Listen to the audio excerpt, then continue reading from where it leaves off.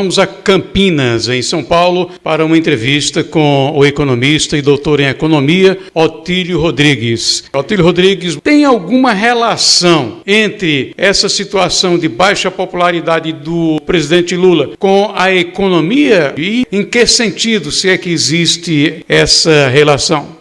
A popularidade ou a aprovação do governo do presidente Lula, ela chegou ao ponto mais baixo de toda a história, levando em conta os 3 mandatos do Lula. Pela primeira vez, o índice de desaprovação é maior do que o índice de aprovação. E sem dúvida que parte dessa avaliação tem uma relação com a economia. Eu lembro que essa relação ficou muito conhecida no mundo inteiro. Na campanha do George Bush, pai, lá da reeleição, ele tinha, durante a invasão do Iraque, ele conseguiu a aprovação de mais de 64% dos americanos. E daí, na campanha de reeleição, a economia americana não andava bem. E o marqueteiro do Bill Clinton, que era o adversário do George Bush para a reeleição, criou um mote que, assim, é economia estúpido, E aí, isso foi divulgado no mundo inteiro, essa relação que existe entre economia e aprovação ou popularidade de um governo.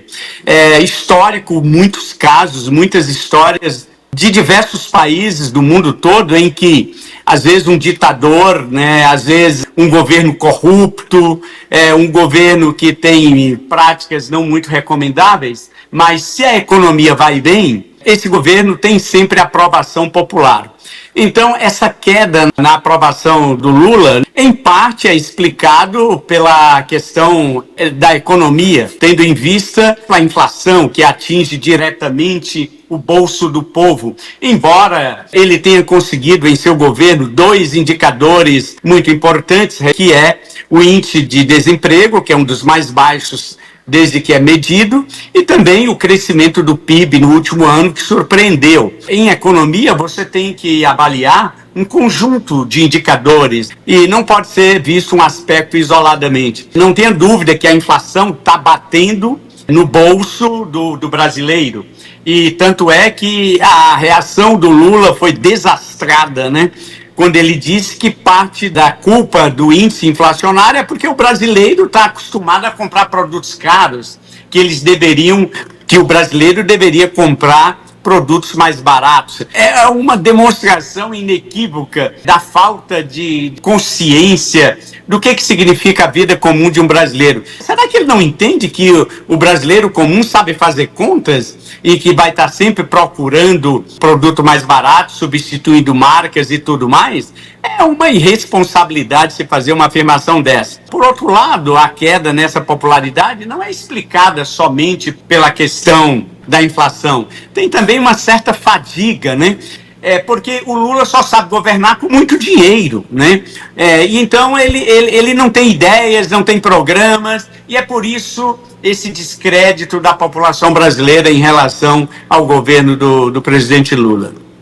Além da questão econômica e comportamental, existem outros fatores que também concorrem para que o cidadão venha a desaprovar o governo? Sim, isso daí é estudado em ciência política e assim a cartilha já é clássica.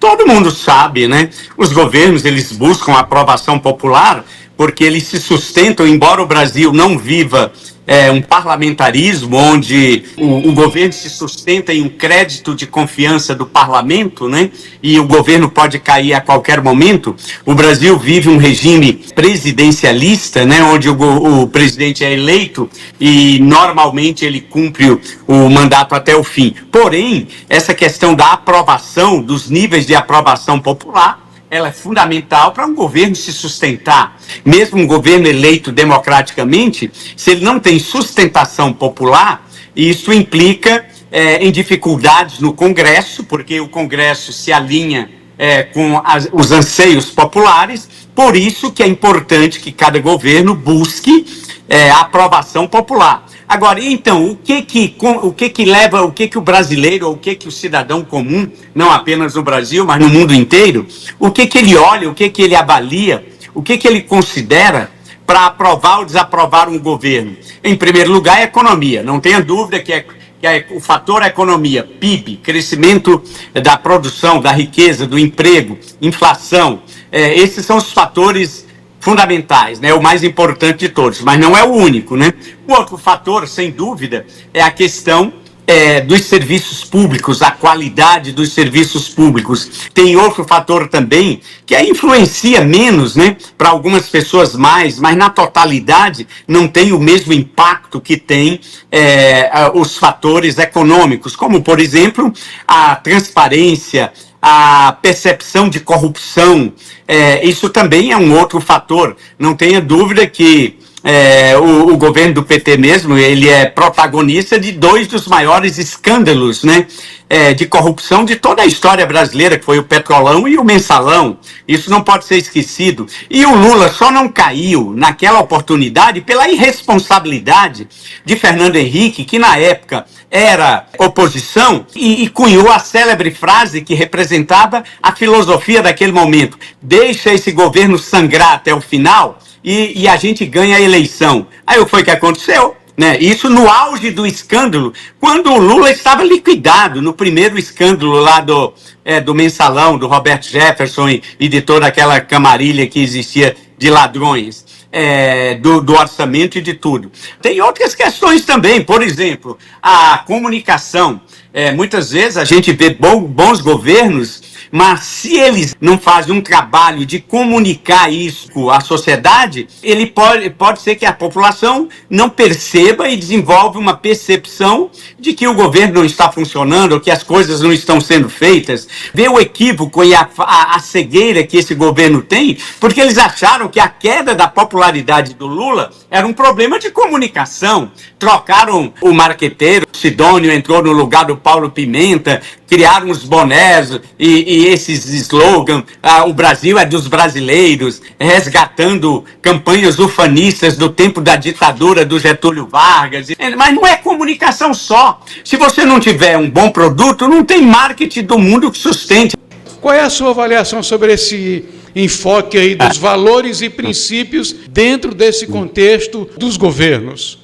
Aí a gente tem que resgatar uma questão filosófica, né, que remete à antiga Grécia, né, quando Platão, um dos maiores pensadores de toda a história, ele propôs, né, um conjunto de valores fundamentais, como a coragem, a justiça, a verdade, a bondade. Ele foi o primeiro cara que formalizou e colocou que o objetivo da vida é o bem supremo, e que depois Aristóteles, que foi seu discípulo, aprofundou a ideia de que o objetivo do homem é a felicidade, né?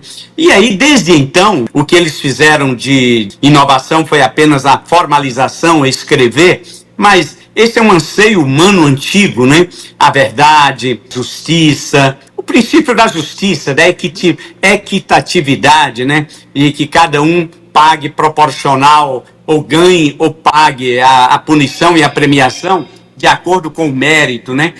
A gente achar que a política é pautada por princípios, por valores, nunca foi aqui, nem foi na Grécia, nem foi em lugar nenhum. Sempre foi uma utopia, uma ficção, não tem nenhuma novidade. O que ocorre é que em alguns lugares isso é mais, em outros lugares menos, né? O que se reclama e o que se discute no caso brasileiro é que aqui é descaradamente a falta de princípios, a falta de valores. Em outros lugares isso também acontece, tem sempre os extremismos de esquerda e de direita, porém é mantido um certo equilíbrio, né? E a gente vê o próprio comportamento da população. Para nós aqui, nós podemos até ser ingênuos, né? E continuamos alimentando a esperança de que um dia essas relações sejam minimamente mais harmônicas, né? Respeitando esses valores fundamentais. Mas, na prática, não dá para ter muitas ilusões. E para concluir é isso, Erivan. É importante a gente formar essa consciência crítica, mas sem ilusões, sem ingenuidade. Vamos viver o mundo real é esse que nós estamos vendo aí. E a política é mundo real.